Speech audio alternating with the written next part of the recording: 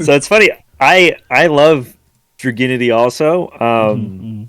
It's not like I'm not gonna say it's my favorite deck, but I have a special spot in my heart for it because it was the deck when, like I said, like I played this game since basically it came out, and I stopped playing in like high school just because most of the people I hung out with didn't play, and I wasn't playing competitively or anything, so those cards just kind of sat in the box. But by the time I got back to college and started playing again, at the time it was like around 2010, and the Dragoonity cards had just started to come out, and then the structure deck came out, and uh, Stardust Dragon was the card that caught my eye, and that deck just made Stardust Dragon. So, like for me, I would just kind of gravitated towards that, even though the deck wasn't that great at the time.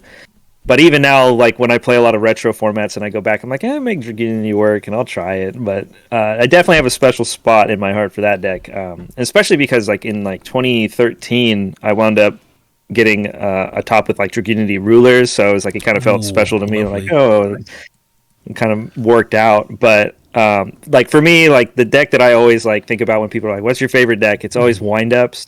Wow.